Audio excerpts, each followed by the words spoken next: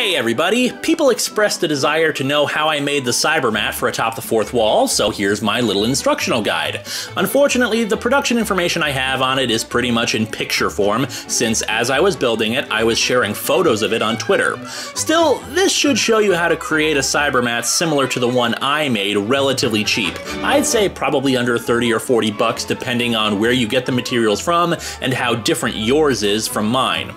I've wanted a Cybermat toy since I was a little kid. Hell, even then I thought it was a pipe dream since Doctor Who was virtually unknown amongst most people, and the show itself had been off the air for years. I did attempt to create one back in the day with cardboard boxes and aluminum foil with less than stellar results. So when a toy version was announced back in September, I was overjoyed, but the release date kept getting pushed back and I had already made plans for how I was going to incorporate it into Atop the Fourth Wall, so being patient really wasn't an option anymore.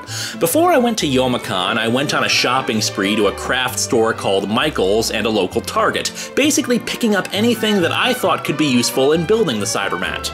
The design of it is partially based off of a scratch-built Cybermat made by a guy named Kevin D, who had built their own version of it months ago based on the few images that they could get from a promotional picture or two, since the episode wasn't going to air for a while. Now, he used clay or a similar substance for building the skin of the shell and smoothed it out, but my experience with clay and putty and the like has not been the most successful. As such, if you want to go for something a little more solid, just take some of the ideas I have and incorporate it based on their reference pictures. As for the Cybermat, I used a red plastic bucket from Target's clearance section, 4 plastic cups from Target's clearance section, 2 of the cups should be larger than the other 2, some kind of foot care thing that I forget the name of, pedigree, something like that. I got that from Target as well. Balsa wood sticks, I can't really say how many since it's going to vary depending on how big the Cybermat is going to be. I used up 5 of the thinner sticks and 2 of the larger sticks for mine. I can't recall how thick they were, no more than 2 to 3 centimeters I'd say. Silver paint and black paint, I used silver acrylic paint and black enamel paint I had left over, varnish, hot glue, super glue, a Dremel, and a remote-controlled car. The one I used is a Tonka XT Ricochet Trickster. I got this one because it was relatively flat, meaning I could stack up something on top of it to help attach it to the Cybermat. Just a warning, to replace the batteries on this one, you need a screwdriver with a triangular head. Also, the infrared receiver for the remote control is not the best. It works relatively well in short distances, but because it's under the Cybermat, sometimes you need to hold the controller in a certain way in order to make it work. The first step is to cut the red plastic bucket in half, as well as taking off the rim of it that had the bucket's handle. I used a Dremel tool for this, but really anything that's strong enough to cut through plastic will work. The Dremel was the primary tool I used though, using cutting discs and a sanding attachment. Don't throw out the other half of the bucket yet, however. We're going to use it later on. The bucket that I used had an additional rim on the bottom of it. You don't really need to remove this rim since you can work around it if need be, but in my case I sanded it down so the bottom of the bucket was flat. One tip though, for all the plastic we're using in this, whenever you cut out bits of plastic, make sure you sandpaper the edges to smooth them out a bit. From there, use a Sharpie to draw on the bottom of one of the bucket halves the shape of the foot care container. The foot care container is going to be the mouth of the Cybermat and will be hot glued to the bottom of the bucket, but only after we cut a space for it. If you're like me and suck at actually cutting an accurate space that will fill it, don't worry, since we can fill in any empty space with hot glue. Still, don't insert it just yet. Let's build up more of the Cybermat's skull first. Take the thinner balsa wood segments and cut out at least 5 longer segments that extend past the edge of the bucket. They should be about twice the length of the bucket. Super glue them to the top of the bucket half as close to the middle of the bucket as you can make them. Then cut out smaller balsa wood segments that are the length of the bucket. They don't all have to be accurate since we're going to be covering them up later. This is just to provide the head of the Cybermat with some stability and rigidity beyond a flimsy plastic bucket. After the glue is dried, take the thicker balsa wood sticks and repeat with them, but don't apply them just yet. We're going to make some special ones first. Take 2 of the thicker balsa wood segments and draw draw a circle roughly in the middle of them. The circumference of it should be about the width of both the segments. These are going to be the Cybermat's eyes. Unlike the thinner balsa wood, do not go down all the way to the bottom of the bucket. Instead, go about halfway from the bottom on both sides. And again, don't worry about them being placed perfectly on the Cybermat, since most of the edges are going to get covered up anyway. Now it's time to put the mouth in. Holding the Cybermat skull upside down, place the foot care container into the hole you cut earlier. How far it goes in is up to you. Using hot glue, attach it to the edges of the cut. Now you may have cut too much and there are holes in the top where the edge of the container doesn't match up with the bucket.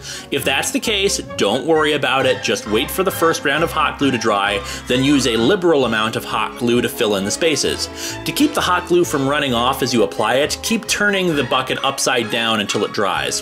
Since this space is going to get covered up later, it isn't really necessary, but it adds more stability to the container. With the mouth completed, take the other half of the bucket and insert it into the back of the Cybermat skull.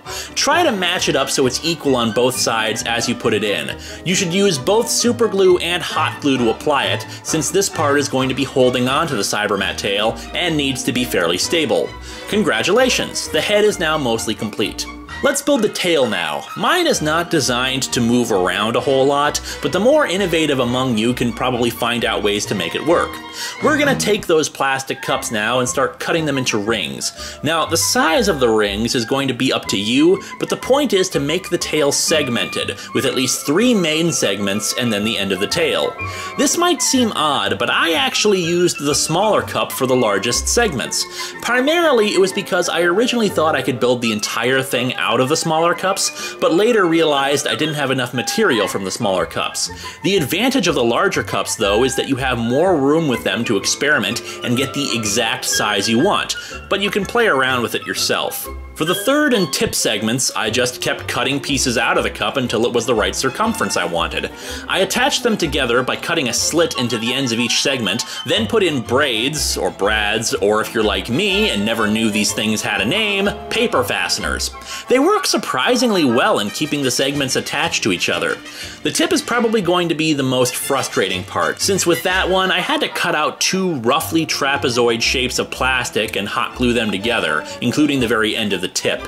It's going to be rough making it and will probably require you to shape the plastic yourself, but it's not too difficult. Just remember, you may have to add some more hot glue later if it comes undone like I had to do. Let's go back to the head of the Cybermat. It's time to put some skin on it. With this, I used a single sheet of poster board. Now, I'm not very good at bending and folding poster board, so I put on each individual segment on its own, starting with the front. Basically, you want to start with a big general shape of the front and cut out the edge of the Cybermat's mouth and fit it as closely as you can. Try to shape it around as much of the front as you can, rounding it off so it meets the end of the balsa wood sticks. I used the hot glue to attach it since it'll dry faster and doesn't require it to be pressed against every edge like the super glue would. This is the only part of the skin that's going to need to be shaped out before it's put on. The other parts you can start with the general shape of each area, then after gluing it on, cut it down until it reaches the edges.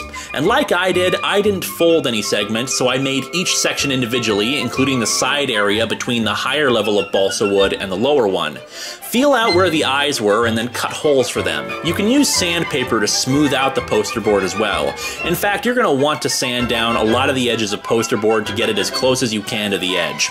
Now it's time to paint. Like I said, I used acrylic paint for mine, but it's really up to you. I should also note that when I made mine, I didn't prime it. This was probably a mistake, but when I prime stuff, I tend to do it with spray paint primer, and with the weather being what it is in Minnesota, I was not able to do that outside like I normally would. It might be different for you, and you may be able to get plastic primer that doesn't require the outdoors. The advantage of spray paint is that you can get the paint looking smooth and equal in all areas without necessarily going for multiple coats. In the case of the Cybermat I made, I used the acrylic paints and then used black enamel paint I had lying around to fill in the eyes. The plastic on the tail will be a little trickier without primer, but not impossible. After the first coat of paint has dried, double check all over to make sure you didn't miss any sections, and then paint in more if you have to. Otherwise, it's time to varnish. Varnish is a sealant that'll protect the paint from chipping or coming off, and in my experience, you're going to want to do this with acrylic paint, since it has a tendency to peel off if left unattended. After that, it's time to attach them. Make sure the tail is fairly high up on the back of the head when you hot glue it on, since otherwise it'll drag on the ground when it moves. It's okay if it doesn't fit entirely on the back of the half bucket, of course, since no one will be looking down the inside of the tail. It'll be covered by the RC car. Speaking of, next is the RC car. We're doing the RC car before applying a layer of paint to the hot glue, because we may need to adjust the position of the tail if it turns out it's too low or something. In the case of the RC car I just used some masking tape to tie around 12 leftover balsa wood segments, 2 per row, and then glued it to the back of the car. For the RC car I used, there's a switch on one side to turn it on. Make sure you don't glue it to the side with the switch, otherwise you're gonna have a hell of a time trying to turn it on.